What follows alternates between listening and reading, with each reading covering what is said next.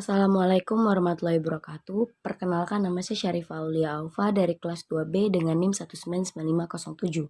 Pada kesempatan kali ini saya akan menjelaskan atau mempresentasikan resume jurnal yang telah saya dan kelompok saya kerjakan.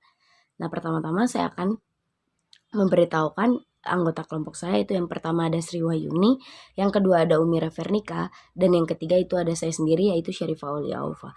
Sebenarnya di kelompok saya itu ada satu lagi, yaitu Riko Anugrah, tetapi karena Riko Anugrah susah dihubungi, jadinya kami mengerjakannya bertiga saja. Pada resume jurnal kali ini, jurnal yang akan kami resume yaitu berjudul Uji Aktivitas Antihiperuresima, Ekstrak N-heksana, etil asetat, dan etanol 70% biji jintan hitam dengan nama latin Nigella sativa terhadap mencit hiperuresimia. Nah, selanjutnya tujuan dari percobaan ini atau tujuan dari jurnal ini yaitu untuk mengetahui aktivitas antihiperuresimia in vivo dari ekstrak biji jintan hitam yang diperoleh secara maserasi bertingkat. Selanjutnya, di sini ada alat dan bahan yang akan digunakan, yaitu dari alatnya sendiri ada rotavapor, lemari asam, sonde oral, timbangan mencit, alat-alat ukur asam urat. Nah, kemudian untuk bahannya sendiri yaitu ada ekstrak biji jintan hitam, N-heksana, etil asetat, etanol 70%, NaCMC 0,5%, dan allopurinol.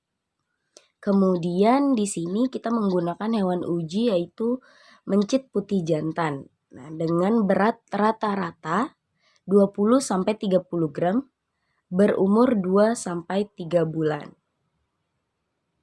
Selanjutnya, presentasi ini akan dijelaskan oleh teman saya yaitu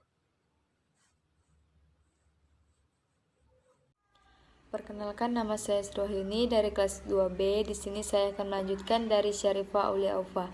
Di sini saya akan menjelaskan tentang cara kerja prosedur ekstraksi. Pertama, serbuk biji jintan hitam diekstraksi.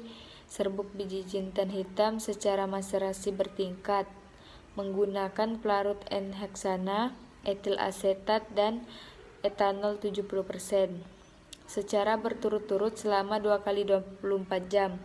Dilakukan penyaringan sebanyak 3 kali.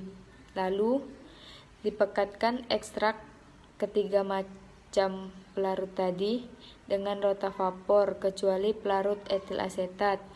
Dikeringkan ekstrak dengan pelarut etil asetat dalam lemari asam, lalu didapatkan hasil ekstraksi biji jintan hitam.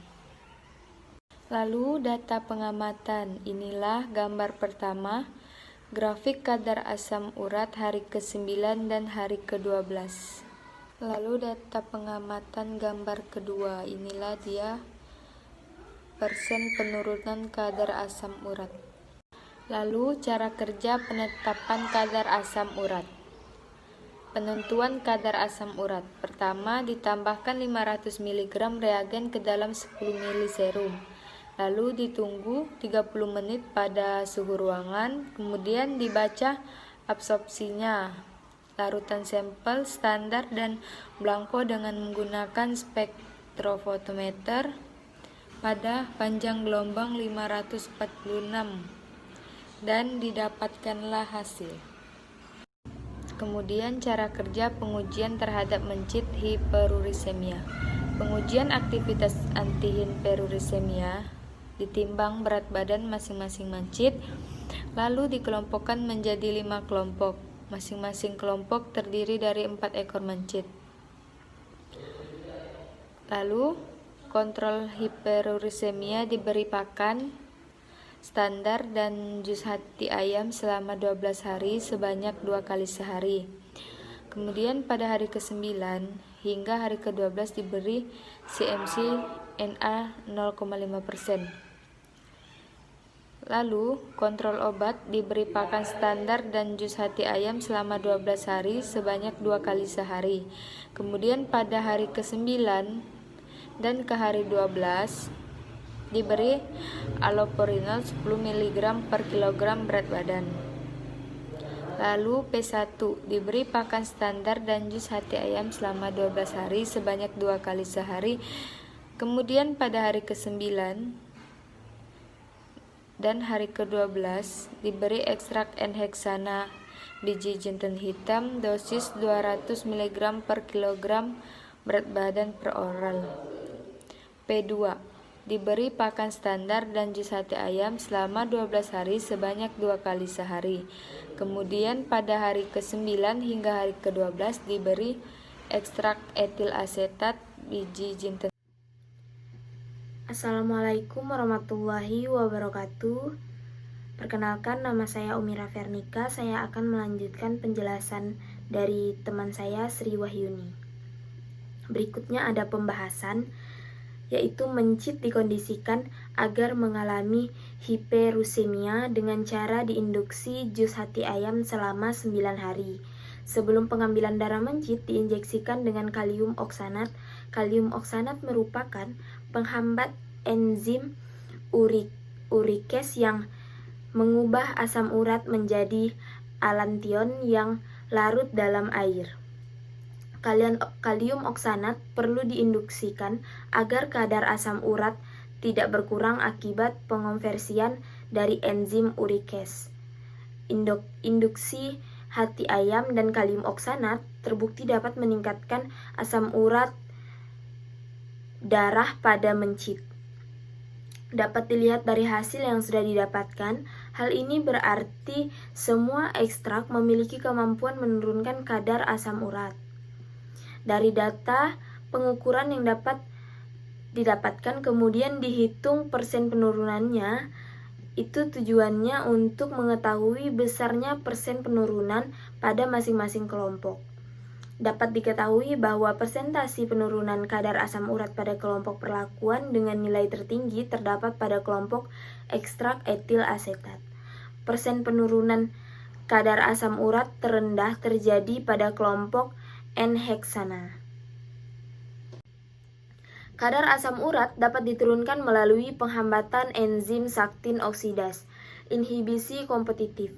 Penelitian mengenai penurunan kadar asam urat in vitro dilakukan menggunakan metode spektrofotometri.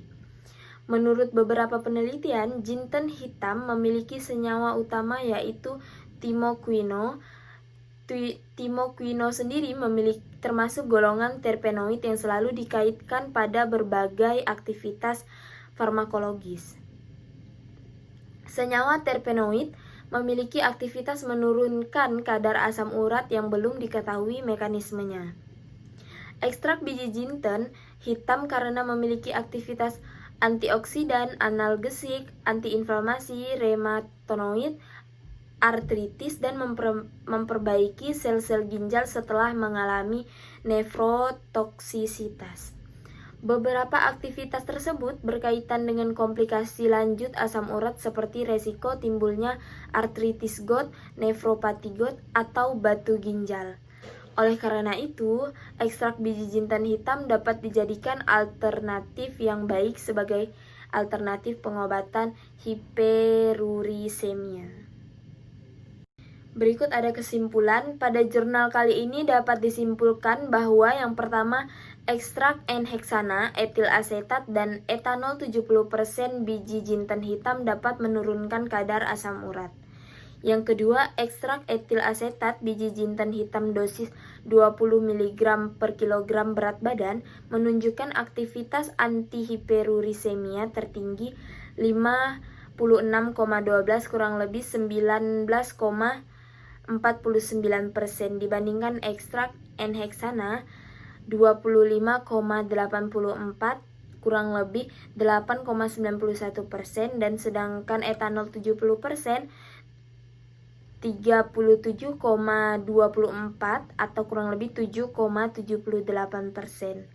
Yang ketiga, saran untuk penelitian ini adalah perlu adanya kelompok kontrol normal untuk mengetahui persen koreksi masing-masing kelompok. Baiklah, sekian presentasi dari kelompok kami. Kurang dan lebihnya saya mewakili teman-teman saya mengucapkan mohon maaf atas kekurangan dalam presentasi kami, saya ucapkan terima kasih. Wassalamualaikum warahmatullahi wabarakatuh.